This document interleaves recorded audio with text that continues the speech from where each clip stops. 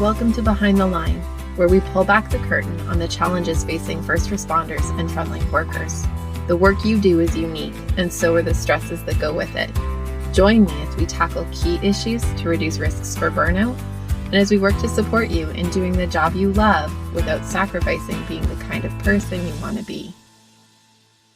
Hey there, and welcome back to Behind the Line. I'm your host, Lindsay Faas. If you're new to Behind the Line, what you should know about me is that I'm a clinical counselor specializing in trauma therapy. And after over a decade working with first responders and frontline workers around issues like burnout, compassion fatigue, PTSD, and related OSIs, I've become a passionate wellness advocate and educator for those who sacrifice so much for our communities out on the front lines. Behind the Line is a place for us to talk about the real life behind the scenes challenges facing you on the front lines. I created this podcast with the hope of bringing easy access to skills for wellness, allowing you to find greater sustainability both on the job and off. Welcome back, everyone. We are in our summer series where we're just hearing stories from various amazing first responders and frontline workers. I'm so grateful to join you again with an amazing guest, and I can hardly wait for you guys to hear it. Let's dive in. Well, welcome, Shannon. I'm so excited to have you here. I'm so excited that we were able to make this work given the ridiculous time zone differences between you and I. And I'm excited that we have working internet on both ends to pull this off so far. For now. Yay, I know. Okay, so let's start with this. The people who are listening have no idea who you are, anything about you. So why don't you open with just kind of your story, where you're at, what you're doing, what you've done for the last while. Goodness. Okay. So I have been a nurse for the last 15 years, worked in various areas of nursing, whether acute medicine, emergency, pediatric emergency. And then about 4 years ago, I moved with my family here to East Africa. So we're living in Malawi, and I'm working now more with more like complex HIV patients and those that have TB and other comorbidities. I feel like I've juggled a lot through my career, like working part-time, casual, full-time, juggling 4 kids, homeschooling, not homeschooling. Yes. I've had to change jobs a lot and roles many times to make room for family. So I feel like my career has really just been a complex, constantly changing dynamic of where I am at home and where I am with kids and wanting to do more training and struggling to find time and, all those things that we're juggling as moms and practitioners. And currently I'm, while working here in Malawi, I'm also doing graduate studies. So I'm training to be a nurse practitioner. So I'm hoping maybe to transition a little bit out of the acute care space and more into primary care, which has me really excited actually, because I think as much as I've really, really, really loved working in the hospital setting, I also miss having deeper connections with patients. And I found in my last years working, especially in emergency room, I feel like it just wasn't as satisfying as I thought it would be. I thought I would have deeper connections with patients, and it just felt so hectic that I could never have that personal touch that I went into nursing for. So kind of struggling with that, trying to decide where to go from after these many years and not being able to advance as much as you hope when you're also juggling having small kids. So kind of back in the game again, trying to do school and figure out where to go for this part of my career, I guess. Yeah. I mean, that's kind of an interesting balancing act, right? Like the family and the work and those various pieces. It's also always fascinating when you're trying to recognize, okay, so this didn't kind of fall out the way I expected it to. It didn't feel how I expected it was going to feel. So I need to pivot that a little bit. We actually just in June finished a series called Escape Hatch, where we're talking about how we kind of have a plan B. And sometimes that's within our career, but a slight deviation from where we thought we were going to be, right? So I worked in Emerge, I worked in ICU, but that didn't feel like it fit how I wanted it to, or didn't feel like it fit anymore, given where I'm at in my life and what I want for myself now. Right. And that sometimes it's a wholly different career. We've talked to some people who jumped totally into a different direction. But others who just kind of find a way to pivot within the career to a different path. And it sounds like that's what the nurse practitioner piece maybe feels like as an option for you. Yeah, it's weird. I feel like the first, I started off my career probably, I still look back at it, that was the best unit I ever worked on. I worked at VGH Mm, and I had to, Vancouver General Hospital, and I had to commute pretty far, but it was such a good team and it was such a phenomenal place to learn that I ended up staying in acute medicine for almost 10 years. And it's crazy because when you're a student, you think like that's the place you don't want to end up. You always want to end up in a specialty, but I loved it so much. But because of the commute, once I started having kids, I had to change to a closer hospital, which meant changing mm, health organizations, and I lost all my seniority and had to go into a casual position because you couldn't find full-time positions. And so then yeah. I just felt like from then on, it was just like I was struggling to feel like I was really part of the workplace, like, but I couldn't do more Mm, than being casual. I needed control over my hours. Like I needed to not yeah. do nights anymore. I struggled so hard with nights after having my firstborn child. So I Yeah. just couldn't do nights anymore. But there's like no nursing lines that don't do nights unless you're a senior nurse, Mhm. and I'd lost all my seniority. So I felt like I was bouncing around units, kind of making do, and kind of fell into that whole mindset of like, oh, I guess I should specialize. There's this feeling in nursing with a lot of careers, like, I guess I should keep moving forward. So that means ICU, it means emergency, and I can do that. I love the pace of it. But at the same time, Mhm. I realized, like, I probably could have admitted this to myself like 5 years ago, but I realized like I didn't love it at all because I really just Yeah. felt like it's like manufacturing. You just feel like people are, I mean, you're Totally. not that you're not helping people, but you see them so briefly and then they're gone and you just are running. You're just running all day, running. And Mhm. you just feel like it's so hectic and you don't have any meaning anymore. And I missed that about being in the unit I was in, where I could actually get to know the family and advocate for the patient and like see them through the whole journey. Like I didn't have Yeah. any of that anymore. And then it's just tasks and Yeah. busyness. So I don't know, the latter part of my career, I've always wished, why didn't I just stay there? But you just don't know, right? You think maybe every unit's like Totally. this, but then you have a bunch of really bad workplace sites and you're like, wow, like, oh, you mean like nurses aren't highly respected everywhere? Like people don't work as a team? But that's my Right? experience. I went to different sites where nurses were not on the same team as doctors, and there was a huge divide, and there was hierarchy Mhm. and bullying, and I mean, all kinds of othering that you just felt like you were never part of the core. And I feel like my first experience in nursing was my best still. And I'm hoping to get back to Yeah. a place or a site that's Mhm. better in that way in the end. Yeah. I think that's one of the really hard things about these kinds of professions is that they're often kind of within a context of systems that are super broken, right? And so then we Oh, yeah. are so busy in doing all of the frontliney work, all of the tasky kinds of pieces that we kind of think like maybe it's me, maybe it's the job, maybe, but like it's also this context that surrounds us that creates these like really uncomfortable workplaces that can be quite toxic and dysfunctional. And there's so many Totally. layers to that, right? Like the divides between nurses and doctors, but right, like there's layers and layers and layers to that it's hard to even name it sometimes, which makes it really hard to feel like you have the ability to fix a problem and make it any better because it's Mm. hard to even know where it's coming from. Hmm. Yeah, I would say, especially like when I think about nurses, I mean, not all nurses are women, but a lot of nurses are women, and a lot of us are juggling family life at the same time. And I think Yeah. our generation wants different things out of work. We want family life balance. That's like actually Yeah. something, even in my graduate research, is like a huge, like, we want work life balance. That is a value to us. In fact, so much of a value, it will make us change job sites, even if we love it, which Yes. is what was for me because of the work life balance. And I think that's the hard thing is you might find a right work life balance, but then maybe it's a toxic work environment, or maybe it's, like it's hard to find everything in a workplace. You have to Yeah. sometimes sacrifice something.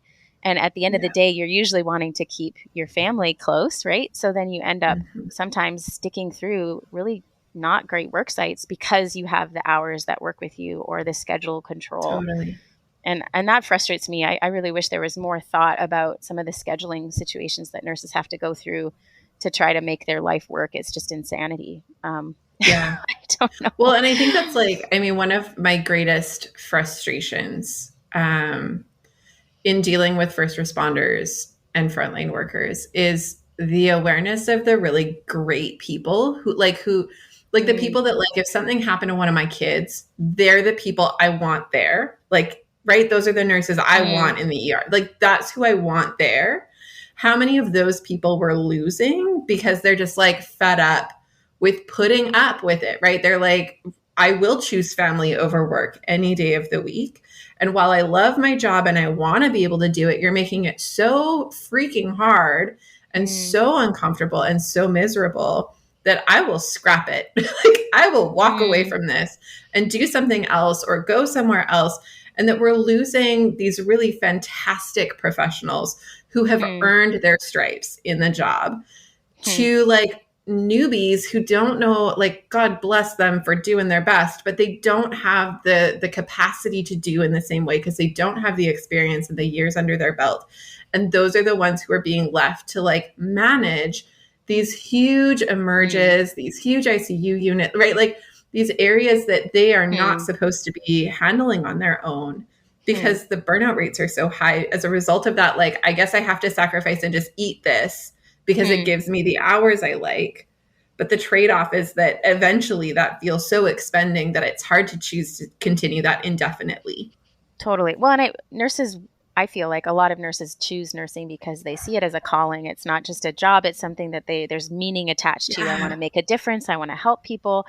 Like, and when you are unable to actually do that, it's so demoralizing. And I feel like the funny thing is, like, when nurses are satisfied in their job, they actually do a better job, and that people actually receive better quality care. So like they're tied together, but we still have this idea that, well, we can just keep putting more on nurses' shoulders and they're going to just be fine because we're a hardy folk, like we're tough and we'll just keep trucking. It's true. But at the same time, like at the end of the day, then we're not satisfied. We're not actually doing the job we want to do. We want to provide good care for people, and we frankly just can't in the same way that we like are expected to these days, with how many patients you have to take care of and how much documentation you have to do, and the expectancy that you're going to be able to do it all so quickly, and also be able to take all kinds of trash from other professionals. Like, we're not taught. This is my big, so I'm going to get on the soapbox, but I just feel like they train medical people all in silos. So we don't train together. We don't train collaboratively.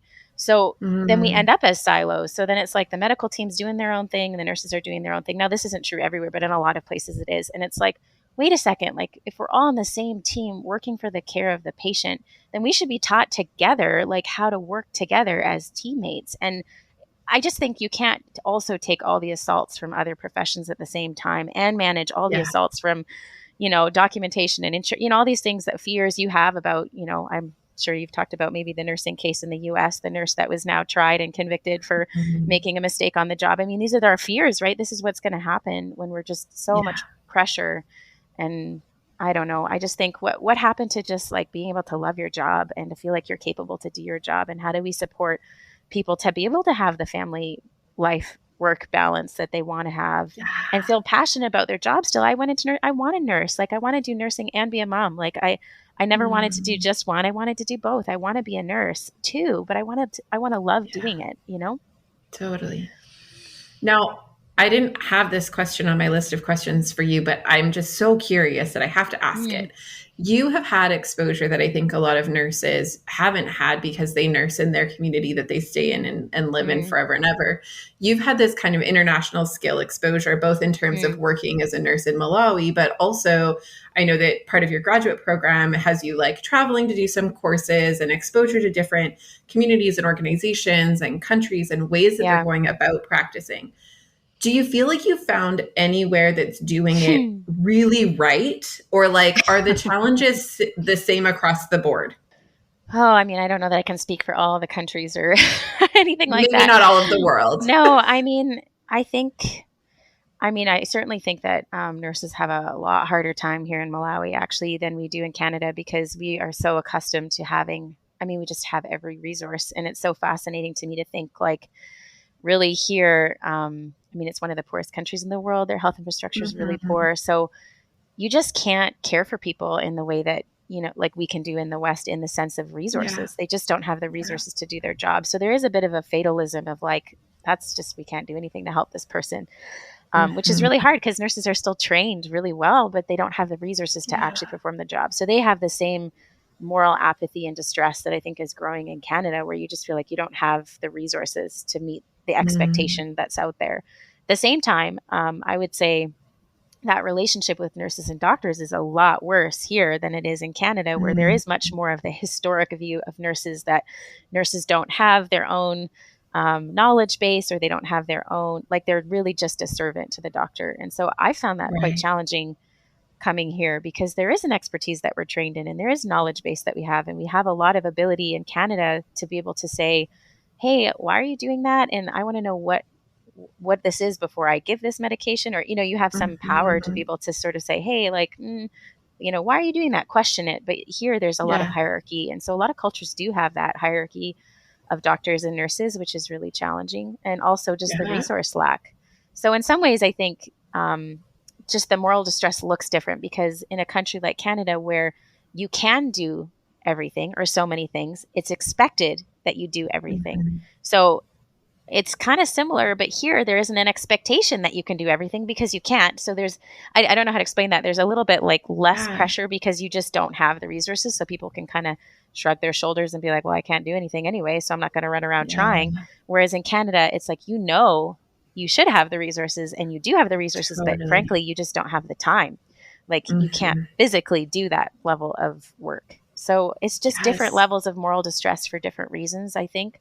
Whether it's, the types of situations I've seen and been exposed to here, and the losses and the things that are just unimaginable to us in the West that people, lose their life over, are just, it's really hard to see that. And it's not like nurses here aren't affected by that. They know that there's more that could be offered, but they just don't have the resources. So I don't know. It's different in different contexts, but I think different levels of moral distress.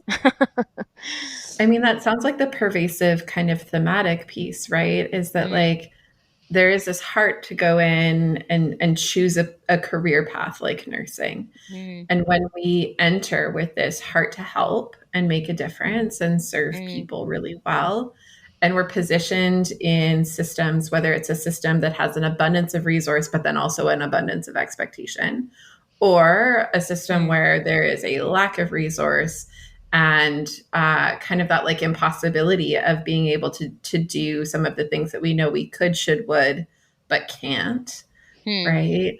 That regardless, there is this like internal wrestling with how do I reconcile what it means to do this thing that I thought was going to look a certain way, but ends up looking like this. Yeah, no, it's true. I think I don't know that everybody always enters nursing with the same objective. I think we have a lot more latitude in Canada to make decisions about, I want to do this job because it's a passion of mine. I think a lot of people here are looking for work, period. And for a period of time, there was a lot of funding for nurses to have free education. And so then a lot of people took it and ended up doing jobs that they didn't actually really care to do, but it was a job. And so I think I think it can depend. We have a lot of value, though, I think in our context, like in Canada, to like, we want to love our job.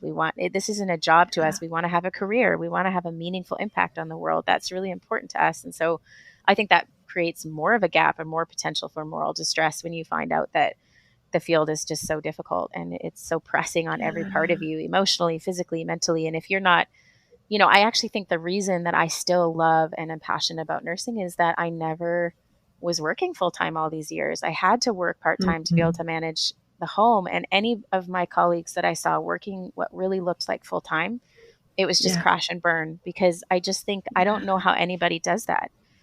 It's just so hard to work full-time, and it's so hard to shift from days to nights and days to nights. And it's so hard to have an inconsistent schedule. And it's so hard to to keep that pace, and then the pressure to do overtime and the pressure to keep growing in your skills and go into even faster paced environments. And I just think, I don't know how people maintain it full time. And I think that's the only reason I'm still doing it, is because I kind of had to do part-time.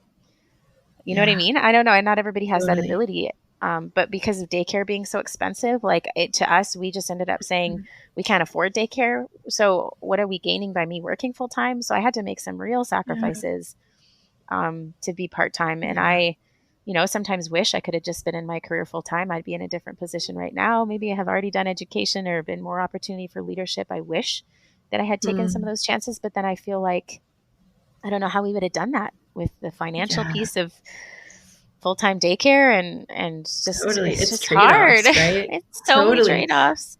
I mean, that's the challenge, right? Is like we can only make decisions based on what we know at the time, and they seemed like the best decisions at the time. And that doesn't mean that they feel awesome, but they felt like the best we could do with what we knew and what we had available to us at that moment. And so I think fair game that there's maybe some of that, like, man, I wish it could have been like this. But in the midst of it, right, like we're doing what we can.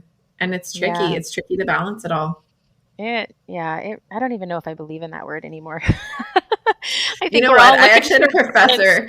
I had a professor who called me out on that word one time. We were giving talks. There was a few of us who are all clinic owners. And we were invited to give talks to students about private practice and what it looks like and feels like and whatever. And this professor was the clinical director of the program at the time. And so it was at her home, and all of these people came and were giving these talks, and someone asked a question about work-life balance and what that looks like. And I started, which I regretted immediately, and said, well, you know, work-life balance in my life looks like this. And at the time I had an infant and I was pregnant and I was all of the things, balancing's the wrong word. Juggling is more like what it feels like, juggling a lot of things. And I used the word balance a few times, mostly because that's the question. It was the word that the person used. And I remember the professor saying, there is no such thing. I hate that word and I refuse to use it ever again. And I was like, I mean, that kind of just like undercut everything I just said, but also preach. Like, I agree with you. It's a terrible word, but it's the like, how do we juggle? How do we hold multiple tensions simultaneously when they're all pulling us in different directions?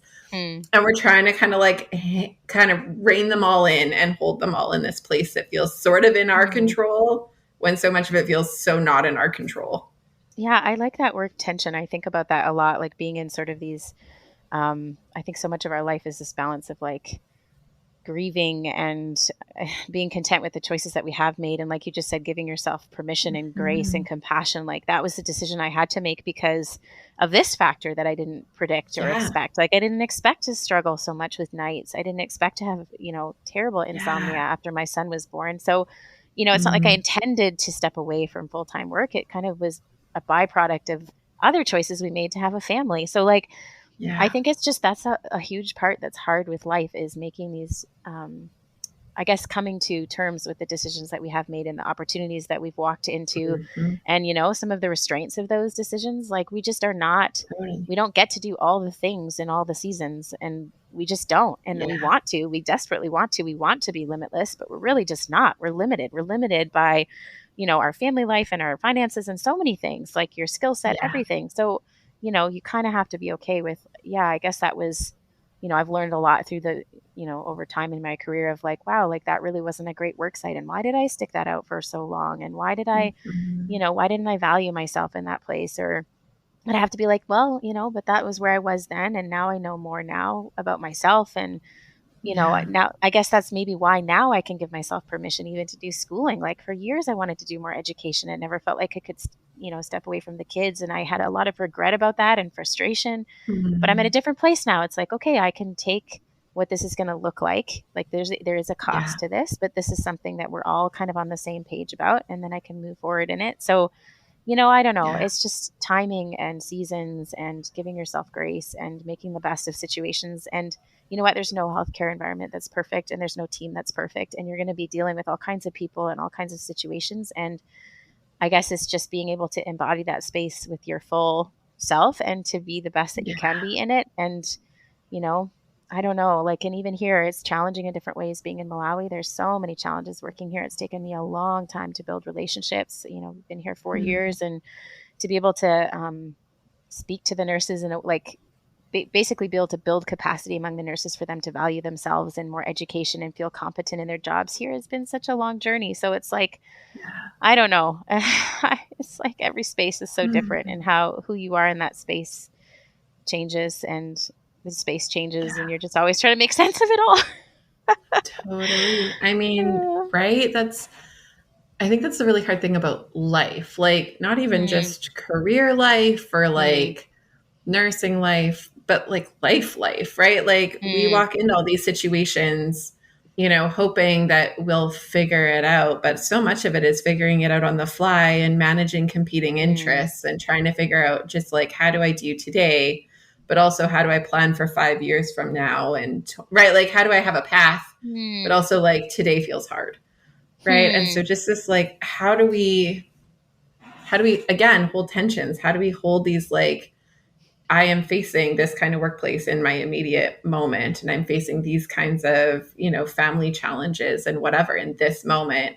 But Hmm. I also trust that will shift and look different in 3 to 5 years. Hmm. And how I hope for that or plan for that looks a given way. But then how that will actually be to be in might be very different than I suspect.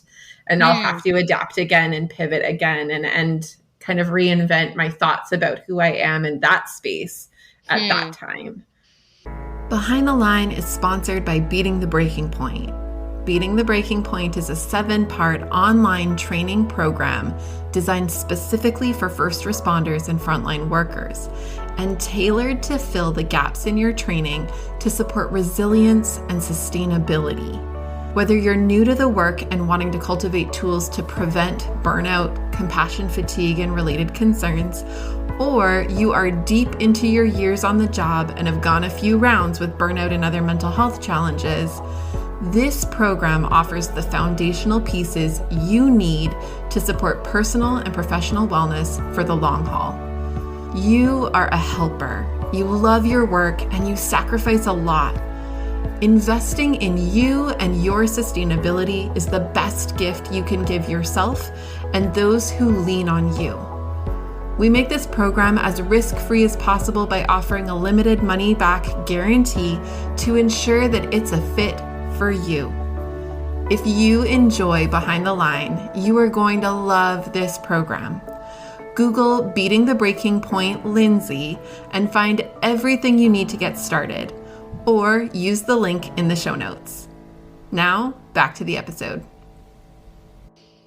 No, I think that's really interesting to think about, because I think when we enter a profession, just like before we have a family, we sort of think, I don't know anyone who's talking about having a family and they'll say, oh, well, we're going to have this many children and it's going to look like this. And I think any mom you would talk to, the journey to becoming a parent is so different than most people expect, whether how many kids you have, what pregnancy and birthing is like, and how you add to your family or don't. I mean, it's just like, it's not really much in your control. A lot of things dictate that over time. And I think it's true in our professions. Like, we come in with these ideals and these objectives, like, I'm going to be this far by these many years, and I'm going to have already done all these things. And, having that mindset right from the beginning of like, you know what, this is going to be a journey, and, it's going to change over time, and it may not be what I expect, but I'm just going to keep learning, and I'm going to be willing to try new things and give myself grace when I fail at it and when it sucks and it's not the perfect environment, or, like having that, I guess, growth mindset, or just that mindset in general of like, be ready for the unexpected. I wish maybe I could go back and tell myself that, like, it's okay if you haven't, done all these advanced trainings by my age, like 38, like, it's okay if you haven't, done all these things, like, I don't know, grace for yourself. Love that. I love the piece you just said about the growth mindset, because I think that's actually a piece that takes intention. Like,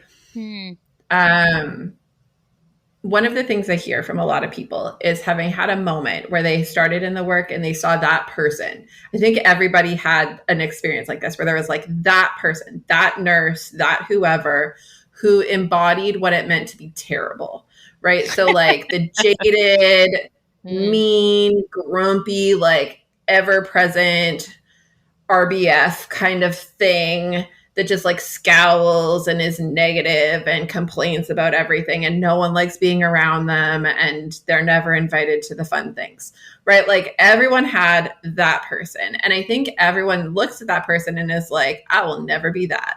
And we anticipate that there is a path that leads there that we will just never, ever come close to. Like, I could never be that person based on who I am now.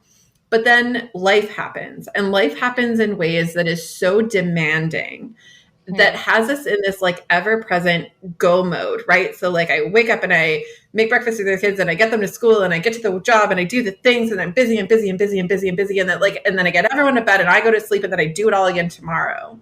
And when we're in this like ever present push, push, push, rush, rush, rush, go, go, go kind of a place, we lose time to kind of like step back and check if we're still who we thought we were. And are we still in alignment with who we think we want to be and how we think we want to be? Are we actually like living the life we thought we wanted to live? Like, is this even what I thought I signed up for? Is it even close? And I think that it's like, that is the path to get to that person. Like when we don't ever take the step back, when we don't ever make the time to kind of pull back and go like, oh, I'm starting to get that face. Like I am starting to get that vibe. I am the grumpy negative one in the room now. When we don't like pause to recognize kind of the forest for the trees, we risk becoming that person because we lose ourselves in the rush and the hurry of it all. And I think part of it is like a growth mindset comes with some amount of intention. Like we have to pause in moments and be like, who am I going to choose to be in this? How am I going to choose to think about this? What is in alignment for me to be the kind of person I want to be as I walk through this very challenging section of time in my life or experience that I'm having, right? Like it doesn't just happen by default so much of the time. No, I think that's true. And I think processing what's already been and I think being able to actually reflect on the grief part of like, oh, this isn't what I thought it was going to be. And wow, this isn't where I thought I would be. Like, why does it feel like this to say that to myself, that this isn't this? Why does this feel like a failure?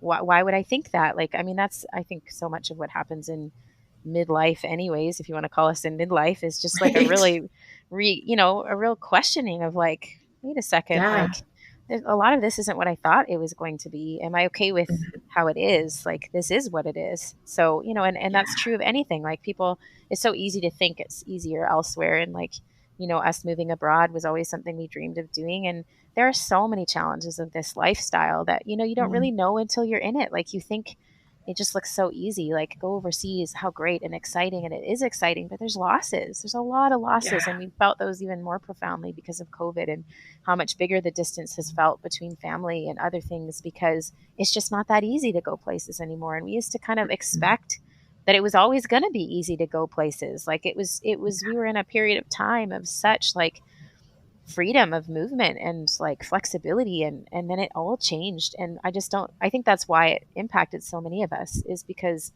we really just kind of did think we were limitless, and we kind of were for a while. And now it's like, actually a lot of people have a lot more limits, and they're used to this more regularly. Like, Malawians can't just go anywhere.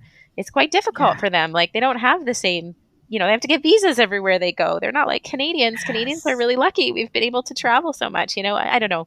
So you can have these thoughts about like, oh, I finally got to the place I wanted to be in my career. And wow, this doesn't feel like I thought it would. Why do I still feel not satisfied? Like, why does it feel like there's more that I still haven't done? Like, it's just coming to terms with the fact that we're limited, and like, we're not going to get to do everything, and we're not going to get to be everything, and we have to be okay with where we are. And sometimes it's not always what we think it's going to be, but we can still find ways to be in that space with passion and drive and excitement, and and change the things that we can. And sometimes there are things that you're just like, wow, this just isn't changing, and I either have to be okay with that or I need to move on. And if I'm going to, instead of just complaining about it, because like that's what we do, we get stuck in sort of just being like, this is the worst, but like we don't actually change it or move on. And if you're not doing either of those things, then you're saying that you're just okay with it the way that it is. So stop complaining about it, like it's hard.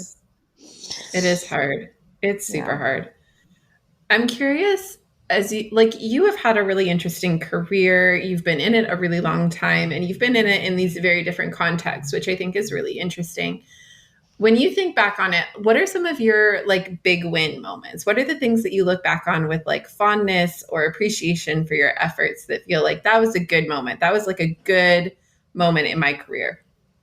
I mean, I really enjoyed I feel like when I was not a newbie anymore, like I was, in acute medicine at Vancouver General Hospital for a good number of years, and finally felt like, I just knew where things were. I knew what numbers to call. I knew who to ask. Like I felt like I knew who my team was, and I could actually work the system and could like get to know patients and advocate for them and really get to know them. And didn't feel like I was spending so much time figuring things out all the time. I really enjoyed that stage. And even like having students at that point, I loved having students that I would work with, and later did some teaching at BCIT, and I loved teaching. I found that really fun, just to be like, I felt like this balance of being able to like be sharpened in my skill set by the students, but actually have real life examples to bring to the students. Like, because I was working both at the bedside and teaching, I really felt like there was a lot of value in that.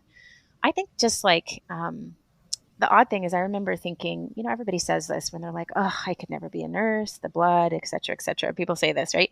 And I remember thinking, I don't know how I'm going to handle death. I just don't know how I'm going to be. But some of my most meaningful experiences with patients have been more on the palliative end of things. Just the deep connection and the like loss of veneer. Like there's just no pretense. People are just authentically where they're at, and there's emotion and there's just realness. And I just loved being in those spaces with people, because I felt like, I don't know, just being witness to that part of that stage of life and being able to really care for people in that space, I just found really meaningful. And so sometimes I think about, whether or not I'll go more into palliative care. But it looks so different sometimes with the way things are in Canada. I don't know. It'll be just a different space to walk in, a very gray space. Sometimes a lot of confusion about what roles nurses should or shouldn't have. But I do think some of my meaningful times with patients have been as they've been close to the end. Yeah.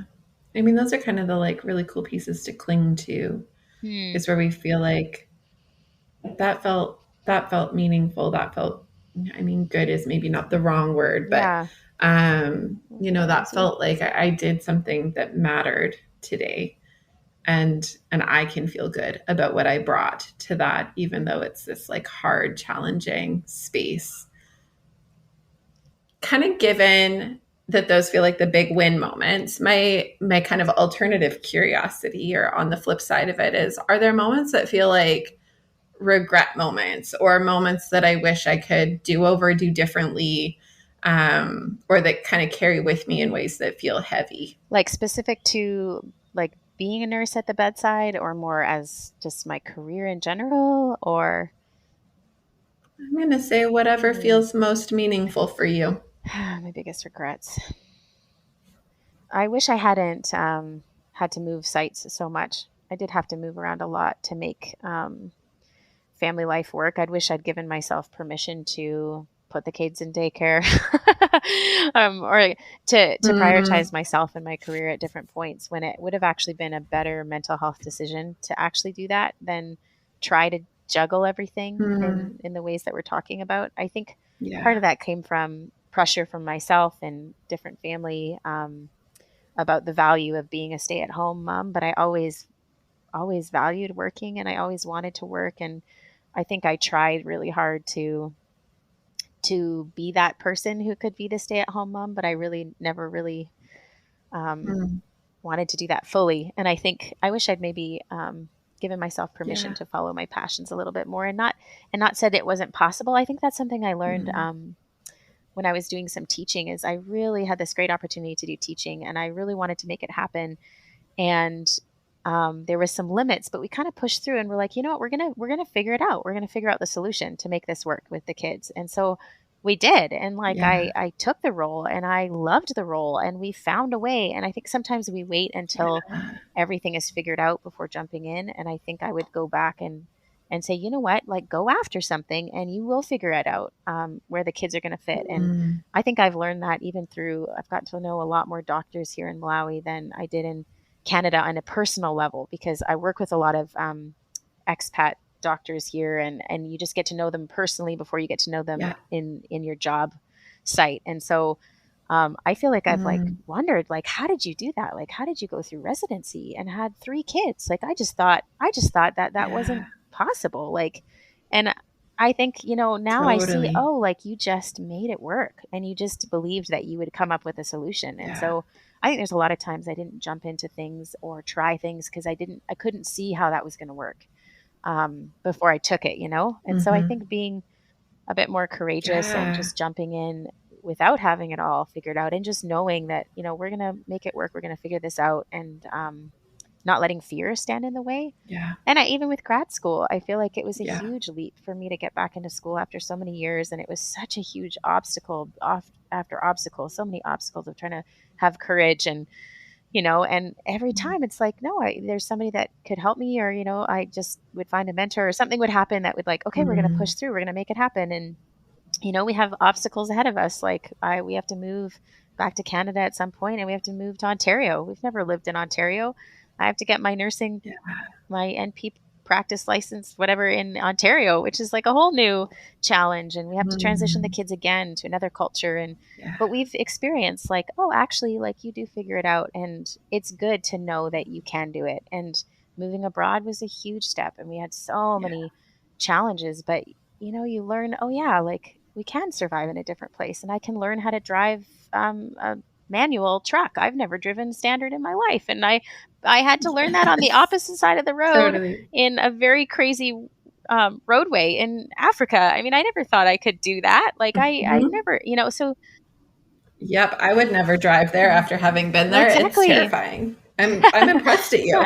I just think though, like giving yourself like, just having the courage to like, try new things. And, so what if you don't have it figured out yet? Like just try it and don't be afraid. And I would say that to myself.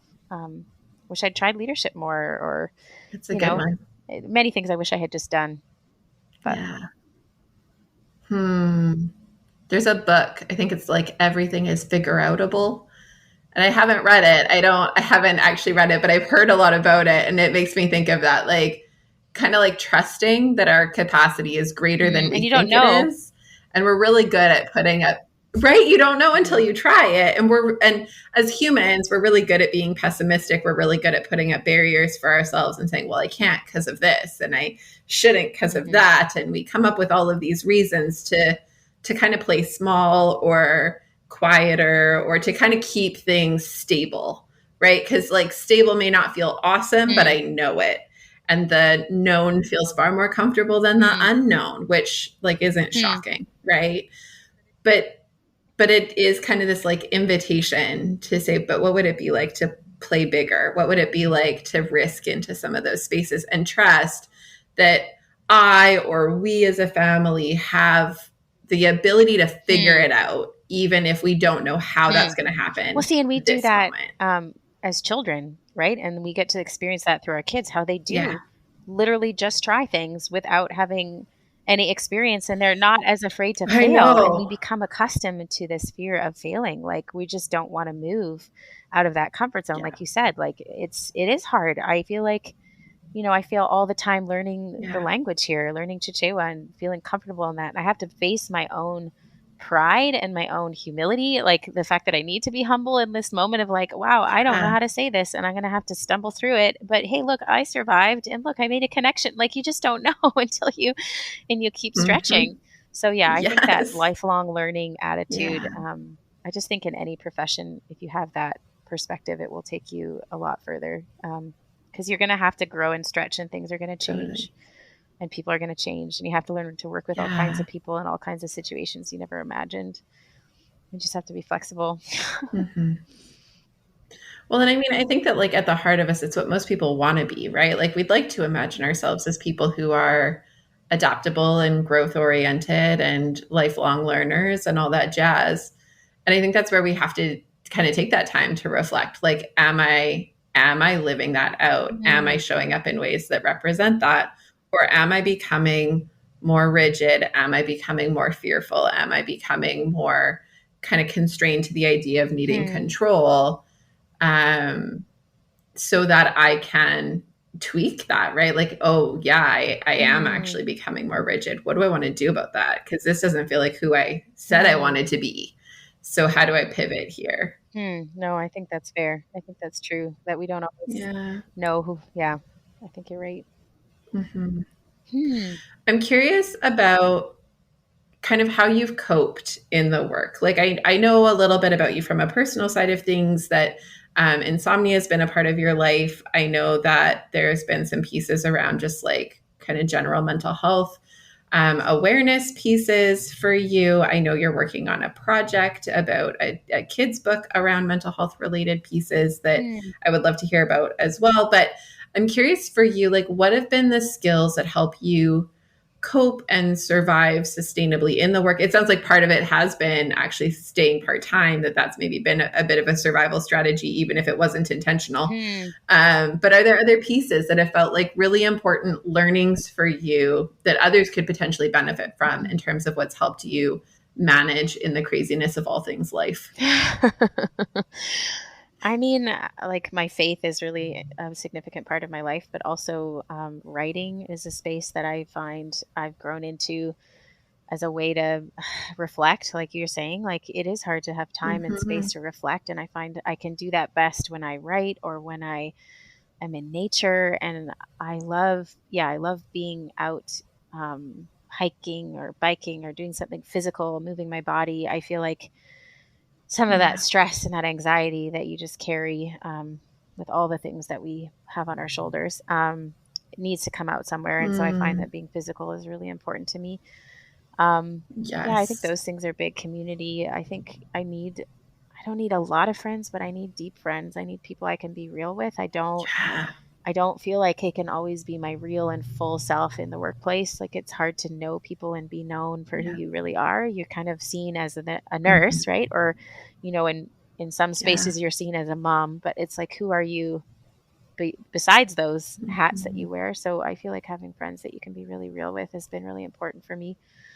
Yeah, I think those are some of the big things for my longevity, I suppose, in this crazy world that we're living in. Yes. Those are solid ones. Yeah. I think all of those are fantastic ones. Yeah.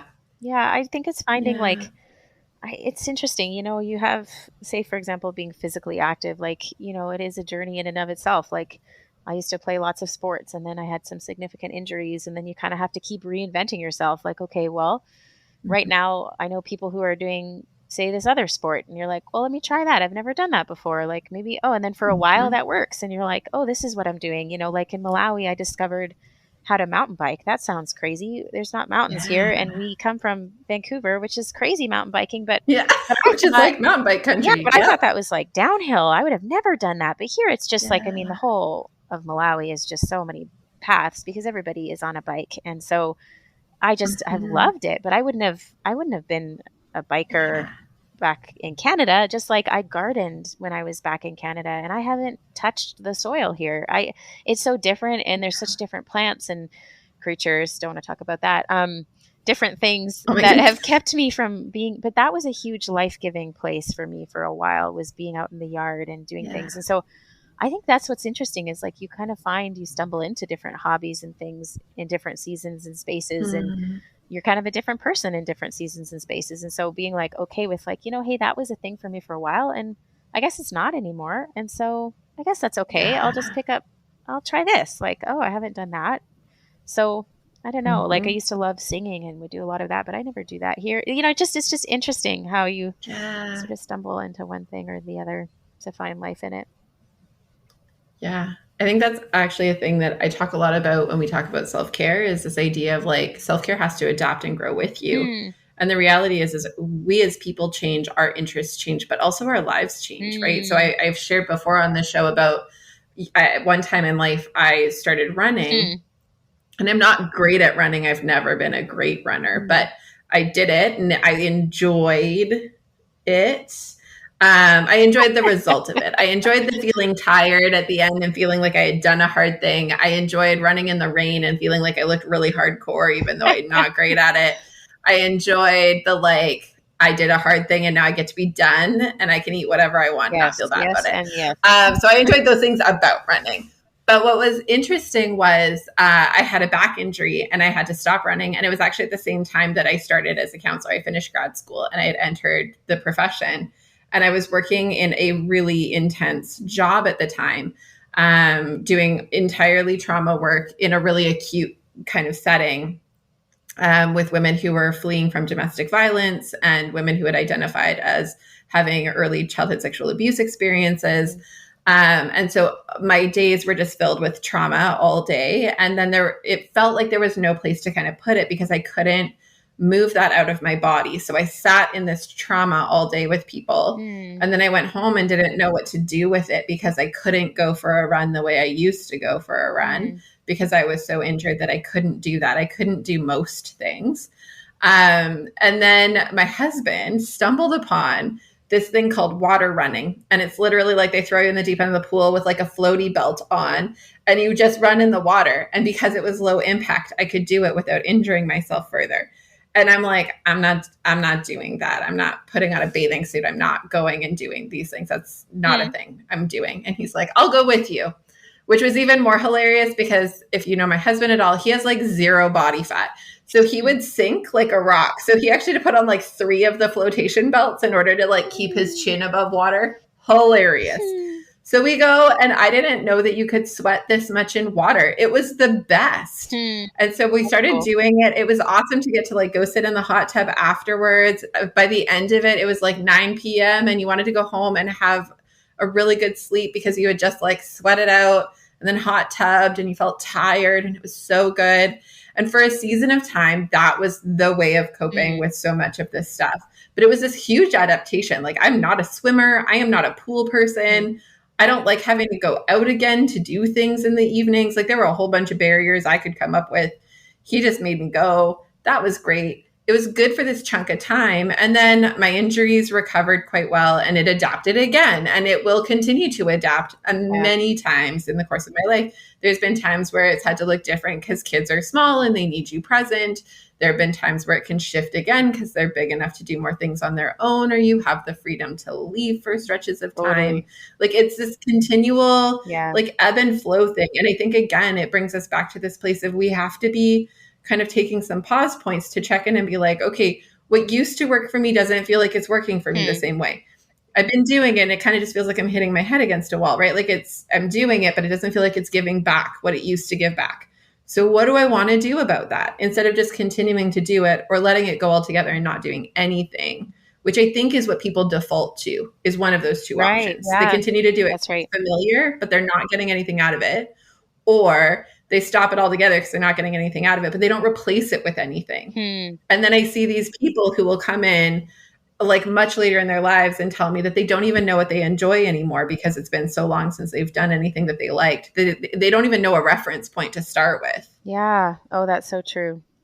I think my husband and I talk a lot lately about like input versus outcome, and like I think a lot about outcomes. And so for example, if you want to talk about weight and exercise, and I mean, everybody's got their own battle and journey with that. But I feel like for so long I was always so outcome oriented. Like, okay, well, if I'm not seeing results, like, you know, I want these particular results. And if I don't see them, then it's meaningless, or, you know, like why is this not working?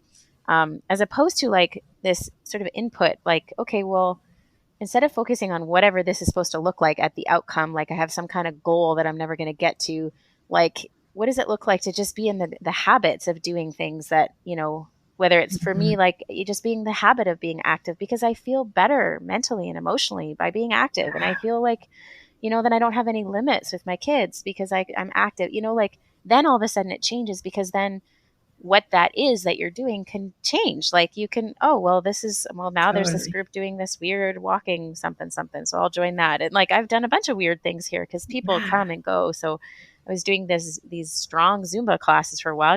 I never wanted to do fitness classes, but they were a blast. And then there was a group of women doing all these cycling, and I was like, I haven't done this before. And they'd go like 40 kilometers, and I'd be like, I don't know how to do this. Let's try that. And then you just get curious. Yeah, why not? Exactly. And so I think that mind shift for me, I've always struggled because I definitely am more outcome focused, and like, how do I just like every day be doing the things that are meaningful and just trust that the outcome is there over time? You know what I mean? Like the outcome is that I feel better, and I feel, you know, like, I don't know if that makes sense, but just those daily routines and habits, I think, become really important then. And I just recognize that nothing happens by accident. It takes every bit of intention. Like I'll never accidentally become in shape. Like that just doesn't happen. I have to intend to be active, and I have to intend to like continue my education, all these things that we know, but like, you're right. We kind of sometimes hope that it will just happen accidentally or don't make a shift. And we do need to make shifts sometimes, and it's hard and painful and stretching, and we don't get it right a lot either. Sometimes we try things and it's not great, and we have to start again, like, and again and again. Totally.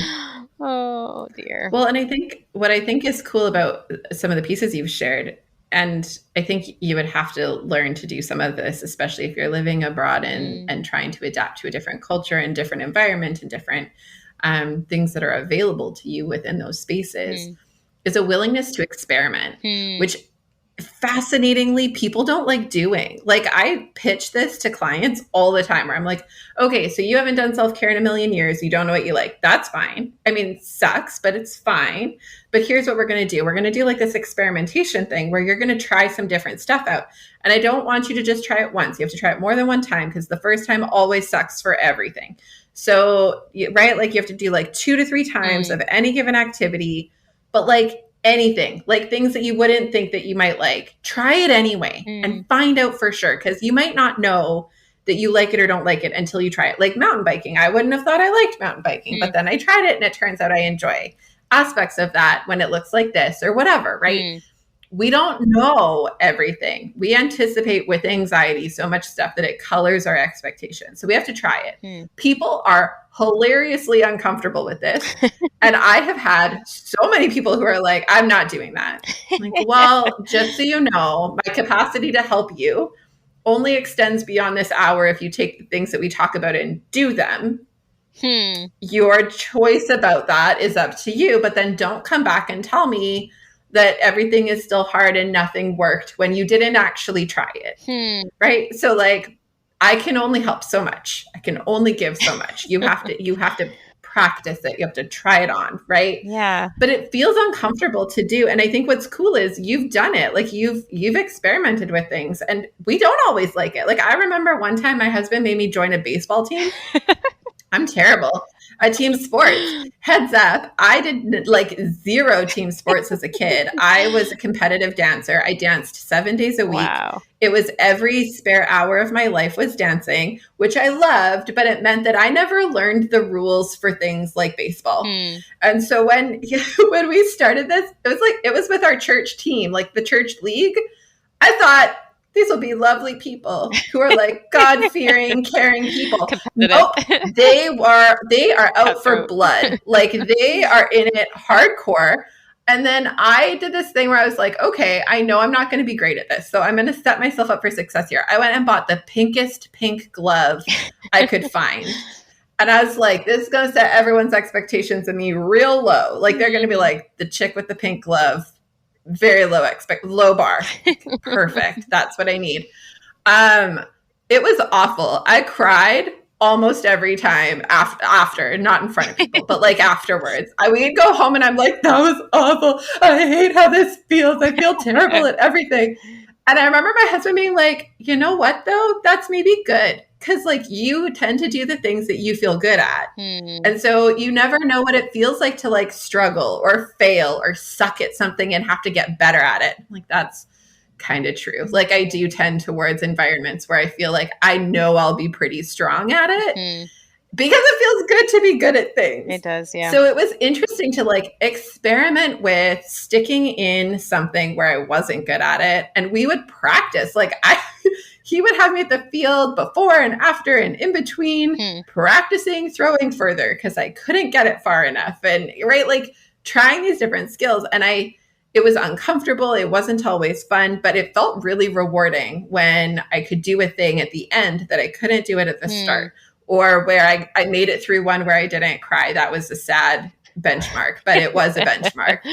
Right. And like, I reflect on that time now. It's been probably 10 plus years since that happened. I reflect on that time with a lot of like, I'm proud of me for like sticking with something that didn't feel easy or that I didn't feel awesome at, because it feels like that feels characteristic of me, that I stepped out of a comfort zone. And I feel cool about that, right? Like, self-care doesn't always look like the easy peasy, really fun, comfy, cozy stuff. It's also the stuff that stretches us, but also feels reflective of like who we are and how we want to be in the world. And I think that's really interesting, because I think what you said too, like there's a reflection of like, why did I find this other thing life-giving before, and it feels sad to lose it? Like there's a grief piece of like, wow, I can't do, say, the running that I used to do, and this sucks that I can't do this anymore. So there's a loss.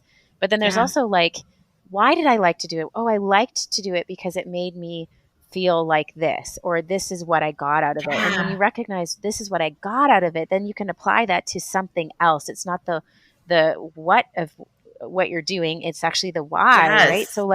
So for me, I remember, and I think a lot about like when I was a kid and I used to go on my bike everywhere and I would explore, and there's something about exploring outside that is really life-giving to me, and it's something our whole family kind of finds life in. And so that may look like hiking, it may look like other things, but it's just that element of like unexpected and newness. Like I need change really badly. I really need like new environments. Environments are really impactful for me. I find that we have to kind of go away and go somewhere different, like just out of this city that we're in here in Malawi, because there's no trees and there's no mountains and there's no paths and there's no parks, and we're in a compound and there's walls. And I just feel like I want to scream after like a month, and I just need to get out of the city and get into space where I feel like I can explore and I don't know what's around the next corner, right? So it's like finding like, oh, that's that reason why I did that before. So how can I apply that in a different way now? And so like even working in the garden in Canada, that was just like, I loved like the creativity, the element of creativity of like moving plants. And I don't even know, like that element of making something. And it's like, that's looked different here in Malawi. I started doing a lot more writing when I was in Malawi, and like making like artistry with words. And like, I do think that there is, I guess we have to just be curious about ourselves in each season, and like what worked before. And kind of some of those things are still the same about us. Like I'm still a lot of the same Shannon that I was when I was 8, you know, the things that I loved, but it just looks different now, you know, like it just totally. I don't know. Yeah, no, I love it. We had a show a while back now that we talked about this idea of close approximations. And that's the piece, right? Is like, I can know that what I liked about this thing was ... right? So like, yes, it was running, but what was it about the running? What was it that felt like fulfilling and meaningful about that? And while there may not ever be anything that feels like it's all the same as running was, that it gives me all the same things that running gave me in exactly the same way, can I find close approximations? Can I find something that like has similar properties, similar factors that come close? And it may not be all the things, but it's better than nothing, right? And it's at least like a jumping off point to maybe learn something else that I can do that reflects closely to that, so that when I am hurt, I have some things in my back pocket that I can turn to that are there for me, instead of feeling like I used to run, that was the only thing I had.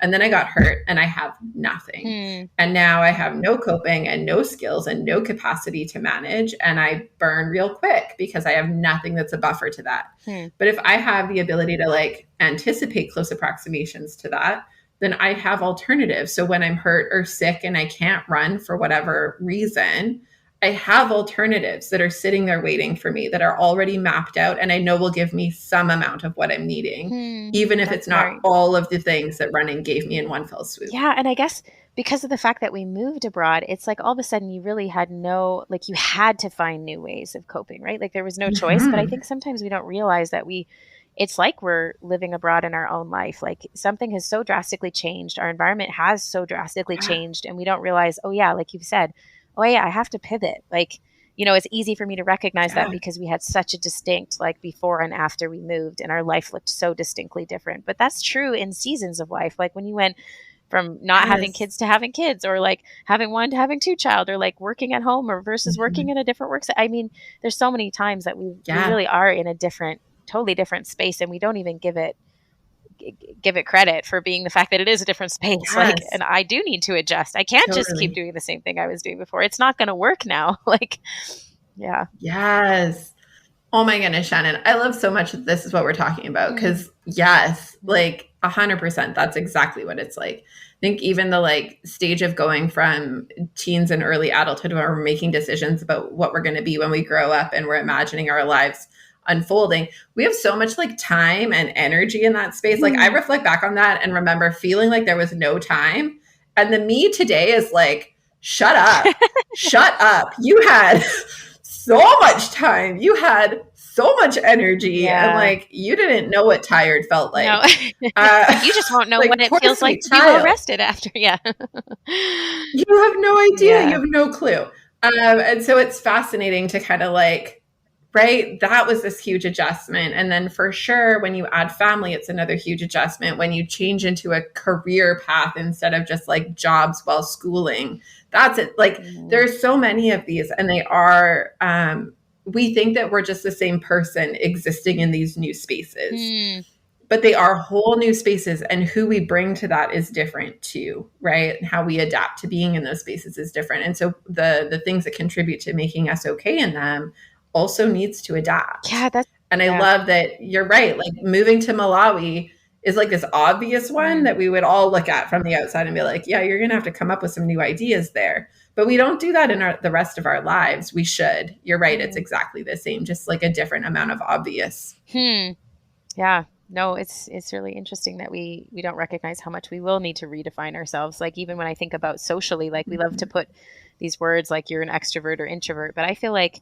the degrees to which you're either sometimes depend on your life circumstance. So like when I was a young mom, I was so desperate for connection with other moms. Like I just anything to get me out of the house, anything and everything. I just needed to be not at home all the time. And now I think about our life with our kids, and our oldest is 12 and our youngest is 6. And so much of our life is around them, and they're so still needing us, but in so many more ways. They want the conversations, they want the deep engagement and the constant engagement.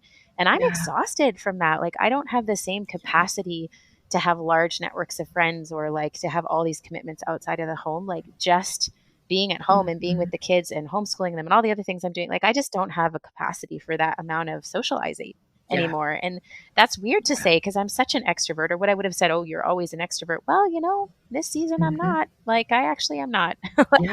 So it's so interesting. We do morph a lot. Hey, and like life does change a lot. And I think you're right that when we're not willing to keep making these changes, then we do get stuck. And it really is easy to get stuck but life just changes so fast. It's just it's hard to keep trying something new, and it's exhausting to find new ways to rest, as crazy as that sounds. But like what works now, and that's true in marriage, it's true in relationships. Like, okay, well that used to work for us to connect together, but now that doesn't really work anymore. And even my husband the other day was like, well, I don't even think you know what you want. And I was like, you're right. I don't know what I want. You're not wrong about You're that. Right. I don't even know. Well, and you're like true story, right? Like it's on an individual level. It is on a couple's level. It's on a parent-child level. It's on all the levels that these things have to adapt and change as we're adapting and changing, and our life is too. It's a lot to manage. Like life on its own feels like a lot to manage. And then you add all of these pieces that we need to be somehow kind of reflective of and active in. And we're going to miss spots, right? There are going to be those moments where it's our husband saying, I don't think you know what you want. We're like, oh, right. Yep. And this is where grace comes in, right? And grace for ourselves and grace for others, because we don't know what we need sometimes, and we don't know what we want, and we don't know where we are. What season are we in? I mean, my husband and I are profoundly confused most of the time, trying to figure out what are we doing with ourselves. Like this week is crazy. I don't know, where are you and where am I? And like, I don't even know what's happening. And then there's the deeper questions of like, what are we doing? And you just need grace to be like, you know what? We're just a hot mess, and that's okay. We're just going to always be a hot mess. I know. I started using this descriptor of life feels really lifey. When like my mom will call and be like, so how are you? And I'm like, well, life's just feeling really lifey these days. And it's like all I can come up with to describe that. Like, I just feel like I'm at the mercy of like the next bomb to drop, the next car to break down, right? Like the next whatever, the next phone call from the principal telling me that my kid did a thing or was involved in a thing, or like, what's the next one? Just throw it at me, because I feel like I'm just in this like perennial experience of next things. Right. And it's hard because I love the description of just like always in a state of confusion. Yeah. That's the feeling right there. It's like adulthood is just like perpetual Mondays, you know? It's just like, like that whole adulting hashtag I really relate to, because it's just sort of like, like today was a Monday, right? And like my daughter woke up and was not feeling well, and I was like, here we are. Like, this is going to be our busiest week in the next month, and of course you're sick. You know, yeah, of course you are. Why didn't I predict that? Right, because that has to happen. Of course. Right. Yeah, exactly. Okay, Shannon, I want really quick before we end to kind of chat about what you're up to these days, because I know that you have various kind of projects that you've added on the side of the work that you're doing as a nurse. And so tell me about the book and the blog and the things that you are kind of like piecing together that feel kind of meaningful and speak your heart in some of this stuff. Oh dear. So I'm kind of a perpetual try new things person. So I love to seemingly try new things. So yeah, I've been blogging for quite a while and was doing that more seriously for a bit and starting to do some articles for other websites, but then did have a project that kind of fell. I don't even know how it happened exactly. I was in a state of serious distress emotionally, oddly, but kind of out from that space of just processing, kind of came this kids book. And I don't really know how that happened, except I was just really ruminating on the anxiety I felt like I was living in, and also my kids were living in, and couldn't even articulate. That's partly the pandemic, but also just the anxiety of living cross-culturally and so much losses, and just trying to make sense of it. And I think working among, in pediatric emergencies for a while and seeing a lot of anxious kids, this was pre-pandemic. So imagining that kind of became this book called, we haven't fully decided the title, but there's a dragon in my pocket, and it's just about a boy experiencing anxiety as what starts like this little dragon in his pocket, but becomes this large dragon that he's carrying around that he can't articulate, but he feels. And I think a lot of kids physiologically feel anxiety. They feel their heart beating faster. They feel heavier. They feel stomach aches. They feel these things like, I can't focus. I can't see. I can't, sleep. And there's this real presence of anxiety that is like ruling, but it's hard to articulate. And I think sometimes we talk about these things in academic spaces, and we talk about them, teachers and other things, but not necessarily parents. And I think that the parents are the center of the kids' world. And how do we talk about that as a family in a way that makes sense? So that's kind of how this book, there was a friend I met here in Malawi who is my kid's art teacher, and she is like, a new artist who's trying to find her footing. And I'm like barely able to say that I'm a writer, these things that you're like, no, I'm not, like, I'm not a writer, but you're like, you want to be a writer, but I can't even have the confidence to say that I'm a writer.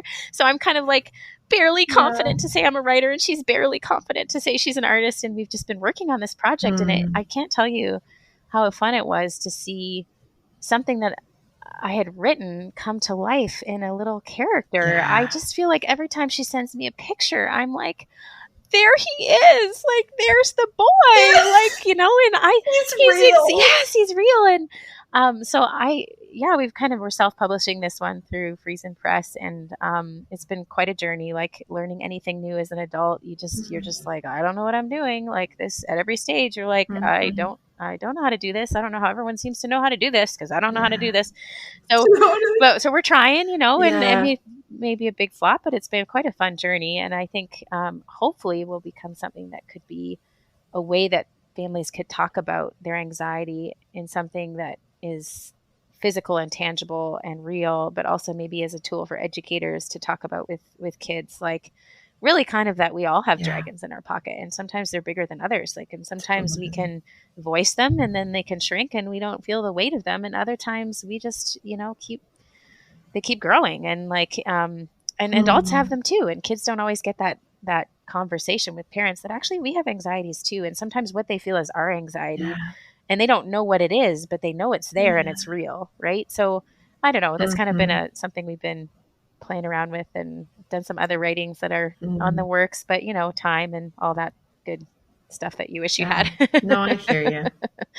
Well, and I think, so what I will say is that we'll link to some of your blog stuff in the show notes. So for people who are curious and want to know more about some of the work that you are doing, they can kind of redirect there.